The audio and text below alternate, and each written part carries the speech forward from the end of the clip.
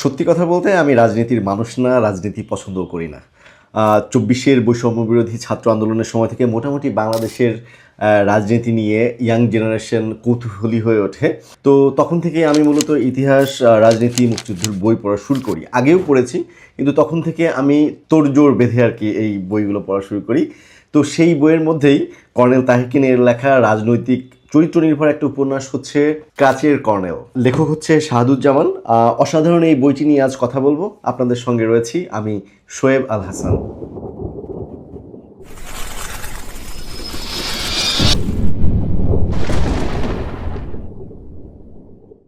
এই বই লিখে লেখক ২০১৬ সালে বাংলা একাডেমি সাহিত্য পুরস্কার পেয়েছেন। এবার বোঝেন অবস্থা।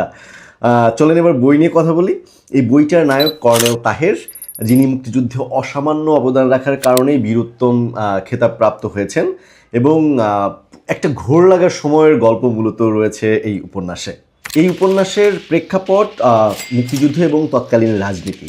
তাহের শৈশব থেকেই শ্রেণী বৈষম্যহীন বাংলাদেশের স্বপ্ন দেখতেন, হ্যাঁ, এবং তিনি গেরিলা যুদ্ধ শেখার জন্য সামরিক বাহিনীতে যোগদান করেন, এবং সেই শিক্ষা কাজে লাগিয়েই তিনি কিন্তু মুক্তিযুদ্ধে অংশগ্রহণ করেছেন।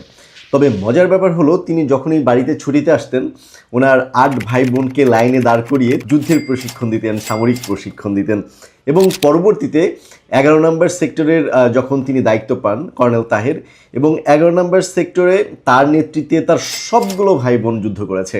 ক্যান ইউ ইমাজিন, বাংলাদেশের এমন কোনো পরিবার আছে কোথাও যাদের সবকটা ভাই বোন মুক্তিযোদ্ধা? তাহের ছিল তার পরিবারের নিউক্লিয়াস। তার মা, ভাই বোন, তার স্ত্রী লুৎফা, সবাই ছিল দেশের জন্য আসলে নিবেদিত প্রাণ। তাহেরের চরিত্রটা আসলে ব্যাখ্যা করে বোঝানো একটু কঠিন। তারপরে আমি বলি, তিনি একই সাথে প্রেমিক, হৃদয়বান, সাহসী, বোকা, বিপ্লবী, সব কিছুর সংমিশ্রণে তিনি তৈরি। আসলে তাকে রূপকথার পাতা থেকে উঠে আসা দুর্ধর্ষ এক নাইট বলা হয়েছে। তাহের যখন পাকিস্তান আর্মি থেকে বাংলাদেশে পালিয়ে আসছিল, সেইটা পড়তে গিয়ে আমার দম বন্ধ হয়ে আসছিল। You will feel like you are travelling through a world of thrills. এক কথায় অসাধারণ। তো একটা অপারেশনে যেটা হয়, তার সবগুলো ভাই বোন তার সাথে ছিল, এবং যুদ্ধে কিন্তু মুক্তিযোদ্ধারা অলমোস্ট বিজয়ের কাছাকাছি।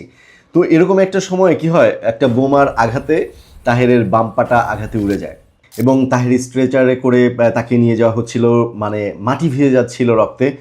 তবু কিন্তু তিনি তখনও জ্ঞান হারাননি। হ্যাঁ, পাশে থাকা সাংবাদিক হারুন হাবিবকে বলেন, জার্নালিস্ট দেখো, ওরা কিন্তু আমার মাথায় আঘাত করতে পারেনি, ওরা আমার পায়ে আঘাত করেছে। My head is still high. একজন মুক্তিযোদ্ধার কনফিডেন্স দেখেছেন? কোন লেভেলের কনফিডেন্স থাকলে একজন মানুষ এরকম একটা অবস্থায় এই কথা বলতে পারে?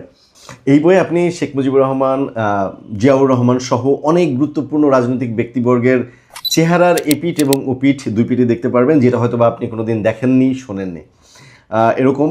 এবং এই উপন্যাসটি শেষ হয়েছে তাহের ট্র্যাজেডি দিয়ে।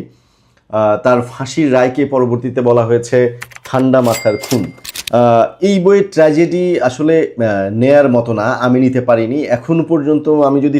আমি শেষের পৃষ্ঠাগুলো পড়তে যাই, আমি আসলে স্বাভাবিক থাকতে পারি না। যেদিন ওনার ফাঁসি, ওদিন দায়িত্বরত কর্মকর্তা যারা ছিলেন, যে দেখেন গভীর ঘুমে আচ্ছন্ন তাহের, ওনাকে ঘুম থেকে ডেকে তোলেন। তাহের জিজ্ঞেস করেন আর কত সময় বাকি আছে, বলে আরও 1 ঘন্টা বাকি আছে। তাহের ঘুম থেকে উঠে দাঁত মাজেন, গোসল করেন, ফ্রেশ হন, নতুন জামা পরেন। তারপর ওনার যে কাঠের পাটা ছিল, উনি বিশেষ বিশেষ দিনে পড়তেন, সেটি পরেন। তারপর ওখানে যারা ছিল সবার চোখ ভেজা।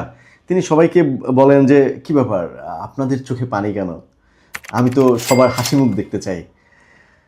এরপর যখন ওনাকে জিজ্ঞেস করা হয় আপনার কোনো শেষ ইচ্ছা আছে কিনা, তাহের বলেন যে আমার জীবনের বিনিময়ে সবাই ভালো থাকুক, এটাই আমার শেষ ইচ্ছা। তো একটা সময় উনি বলেন যে ওনাকে বলেন যে কিছু খেতে চান কিনা, উনি বলে আমাকে 1 কাপ চা আর একটা সিগারেট দেওয়ার জন্য উনি বলেন, এবং তাকে দেওয়া হয়, এবং উনি আরাম করে চা এবং সিগারেট খান। এবং উনি যখন ফাঁসির মঞ্চের দিকে উনি নিজে হেঁটে যান, কাউকে তাকে নিয়ে যেতে হয়নি। এবং ফাঁসির মঞ্চের কাছে যাওয়ার পর তিনি বলেন যে আমাকে কি আর একটু সময় দেওয়া যায়? তো ওনার সময় মঞ্জুর হলে উনি ওনার পকেটে লেখা একটা কবিতা ছিল, সেটি বের করে পড়েন যে জন্মেছি সারা দেশটাকে কাঁপিয়ে তুলতে, কাঁপিয়েই গেলাম। জন্মেছি তাদের বুকে পদচিহ্ন আঁকবো বলে, এঁকেই গেলাম। জন্মেছি মৃত্যুকে পরাজিত করব বলে, করেই গেলাম।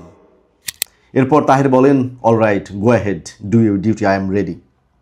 তিনি নিজে ফাঁসির দড়ি তুলে নেন, জমটুপি পরানোর আগে তাহের বলেন, বিদায় বাংলাদেশ, বিদায় দেশবাসী। হাইলি রিকমেন্ডেড, শাহাদুজ্জামানের কাছের কর্নেল বইটি। তবে আরেকটা ব্যাপার হচ্ছে, এই বইটা পক্ষপাতিত্বের অভিযোগ করেছেন কেউ কেউ। সেটি কেমন? সেটি হচ্ছে, অনেকে বলেছেন যে কর্নেল তাহেরকে অতিমানবীয় করে তোলা হয়েছে এই উপন্যাসে, ওনার ব্যক্তিগত দোষ ত্রুটি তুলে ধরতে আগ্রহ দেখাননি লেখক, এরকম করে অনেকেই বলেছেন। তবে অ্যাপার্ট ফ্রম দিস, আমি বলবো যে এই উপন্যাসটা আমার অনেক ভালো লেগেছে, এবং এটি এমন একটা বই যেটা যুগ যুগ ধরে মানুষকে প্রেরণা যোগাবে। এই প্রজন্মের জন্য একটা অবশ্য পাঠ্য বই বলে আমি মনে করি। আর এই বইটা বেরিয়েছে মাওলা ব্রাদার্স থেকে, প্রচ্ছদ করেছেন ধ্রুবেশ, এবং এই বইটার দাম 450 টাকা। সুতরাং আপনারা চাইলে এই বইটা পড়তে পারেন। পরবর্তীতে অন্য কোনো বই নিয়ে কথা হবে, গল্প হবে। সে পর্যন্ত সবাই ভালোই থাকবেন, দোয়ায় রাখবেন। আসসালামু আলাইকুম।